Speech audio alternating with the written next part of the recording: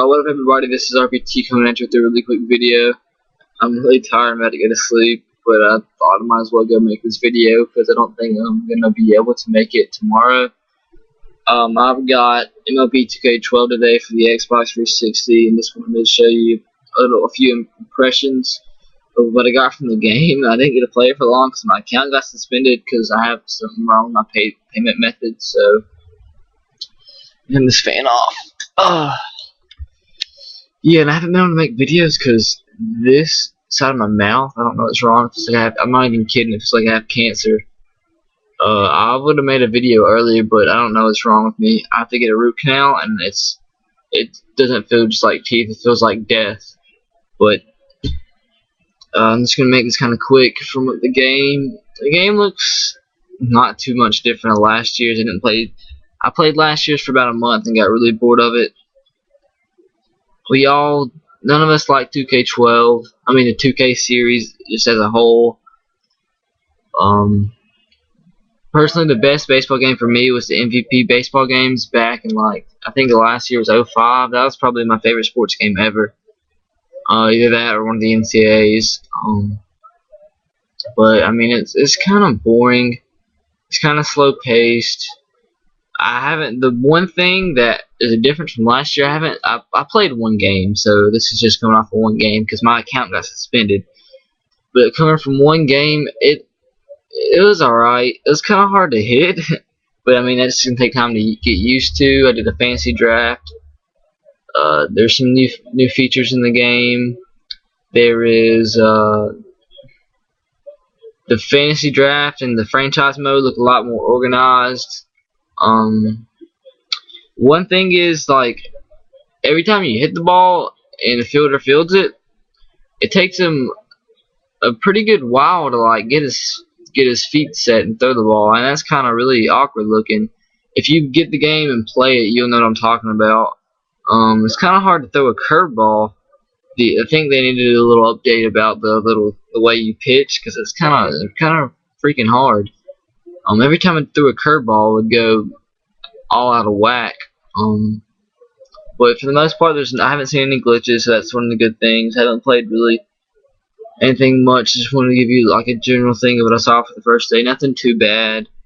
The hitting was just gonna take time to get used to. The way I approach the game, or the way I play, which might make it a little bit boring, is I wait until a strike gets thrown to me, because if you wait a pitch, they'll normally throw a ball first pitch of that bat for the most part. And I mean, why wouldn't you just want to wait until you got at least one strike? Because I mean, I walked in my first game. The computer is really struggling to throw strikes. Yeah, I walked about 3 or 4 times in the first few innings, and I got bored of it, so I started to get a little bit more aggressive. But I won my first game 3-1, like in the 12th inning. About threw a shutout in the last 2 outs in the ninth. Guy got a base hit and tied it up 1-1. But the power swing is kind of hard to make. It's for the most part, when you do a power swing, you're usually late on the pitch. But maybe that's another thing to get used to. God dang, I'm tired, man. I got a pre-cal test in the morning. I got the pack. If you didn't know, there's a pack out there that you can get NBA 2K12 and MLB 2K12 combined into one little package for $70. So if you buy them separately, it's $130, and that package is $70. I mean, I don't necessarily like NBA games, or I don't really like NBA in general.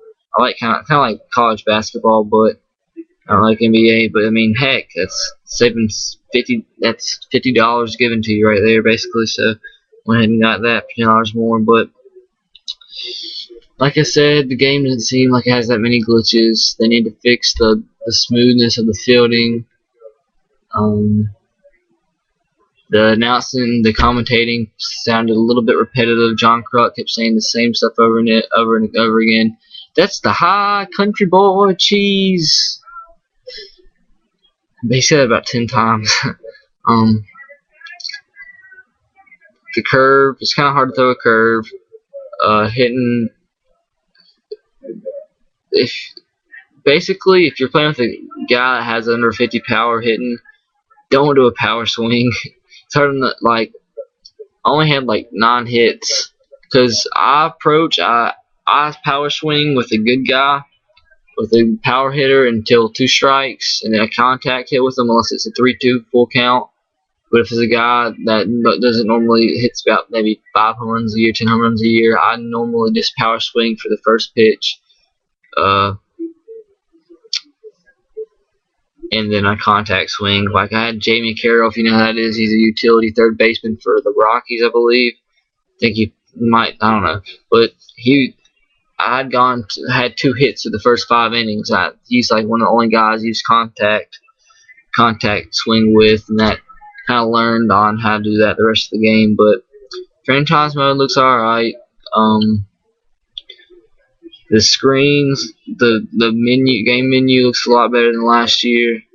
A new feature they added was when a pitcher's ready to like they're warmed up in the bullpen, it has a little thing that comes up so you're not having to check and whatnot. But I mean, they can do better. It's not that many improvements, but they took the bad and fixed it, but they didn't really add anything good, if that makes sense. I mean, when it comes down to it, I bought it because if you're one of those people that likes to buy games for new features and not just roster updates, I'm not bad off on money, or rather, my parents aren't bad off on money. So I mean, I can afford to waste money on a game that will occupy a little bit of my free time, just because instead of buying one every few years, because I like having new rosters. I'll play games like sports games, because I like building teams and dynasties and starting from scratch and working. That's how I enjoy the game.